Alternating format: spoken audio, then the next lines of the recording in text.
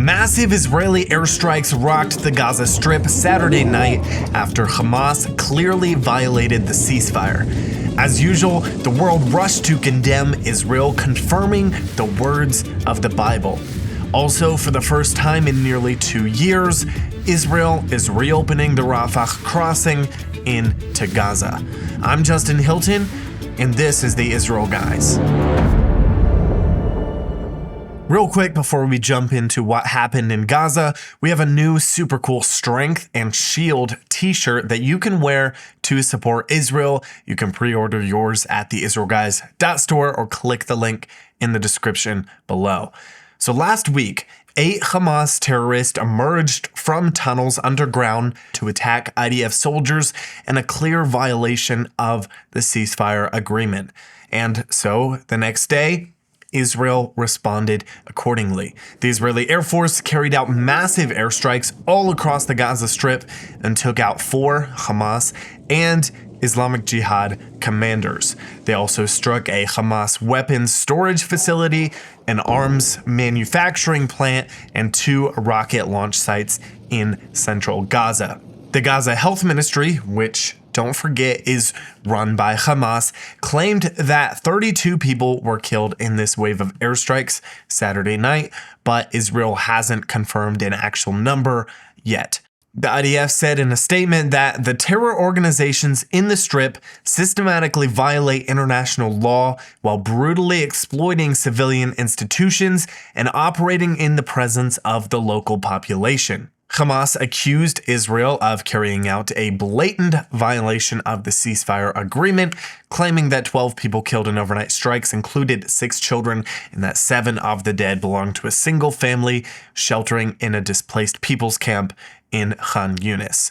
And that's very ironic, coming from a literal terrorist organization that actually violated the ceasefire and that constantly kills their own women and children, not to mention the hundreds of women and children that they murdered and kidnapped on October 7th. As is almost expected at this point, most of the world rushed to condemn Israel for these airstrikes, claiming that Israel violated the ceasefire. Egypt's foreign ministry issued a statement condemning Israel's, quote, repeated violations of the truce and urged all parties to exercise the utmost restraint. Qatar also issued a condemnation of the strikes. They said, quote, the state of Qatar expresses its strong condemnation of the repeated Israeli violations of the ceasefire in the Gaza Strip and a dangerous escalation that will inflame the situation and undermine regional and international efforts aimed at consolidating the truce. The Board of Peace's representative also condemned this strikes, and just about every mainstream media outlet wrote an article about Israel violating the ceasefire. And all of this reminds me of a specific verse from the Bible that seems to almost exactly describe what's happening here. Isaiah 5 verse 20 says, woe to those who call evil good and good evil, who put darkness for light and light for darkness, who put bitter for sweet and sweet for bitter. Sometimes it does feel like the world is completely upside down. After nearly 2 years of closure, the Rafah border crossing from Gaza to Egypt reopened today. Israel has been rightfully delaying this move until the last hostage was brought home. Thankfully, last week after extensive searching, the IDF found the remains of Ron Gvili and returned his body to Israel for burial. Now, Israel is opening the Rafah crossing back up for pedestrian crossing only. The crossing partially opened yesterday for testing and system checks, although no Palestinians were allowed to actually cross.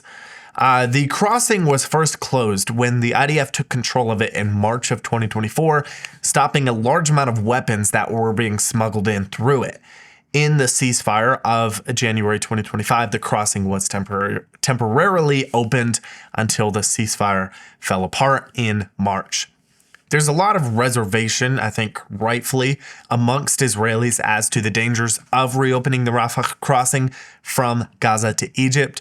Historically, this has been one of the main access points for Hamas to the outside world, And they took full advantage of it, bringing in all sorts of supplies and materials that they use to wage their war on Israel. Even though this move is part of the 20-point peace deal that Trump laid out, there's a real fear that this opening will revive Hamas and help them to rebuild their strength. Thankfully, as of now, there are restrictions set in place for the crossing. No aid trucks will cross from Egypt. Hamas uses aid trucks to smuggle in contraband all the time, and the crossing is only for pedestrians who will be checked by the IDF. Israel will have to reprove those who leave and enter the Strip. The Times of Israel reports that Israel will supervise the exit of Gazans to Egypt remotely. From a control room, Israeli officers using facial recognition software will verify that those leaving the Strip are on the list of approved names and open up a gate at the crossing to allow them through. Israeli officials said each name would be looked at individually, and if any top terror commanders would seek to leave Gaza, they would be denied. The entry into Gaza from Egypt will, however, include an Israeli security screening, as those Palestinians will arrive at an IDF checkpoint after passing through the Rafah crossing. Only afterward will they be permitted to continue towards the Hamas-controlled areas of Gaza.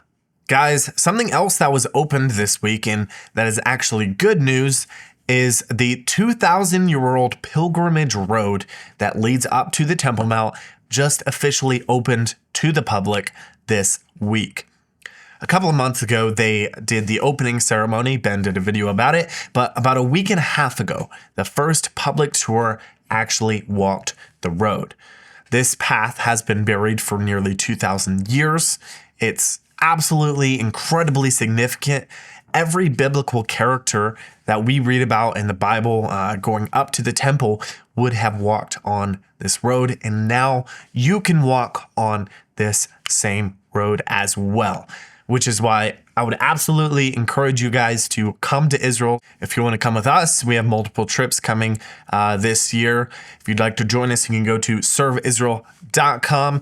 Also, another practical thing that you can do in supporting Israel is by pre-ordering our Strength and Shield t-shirt, boldly declaring your unwavering support for Israel, and also recognizing the real strength and shield for Israel and the world, which, of course, is the God of Abraham, Isaac, and Jacob. That's it for today, guys. As always, thanks for watching. Catch you in the next one.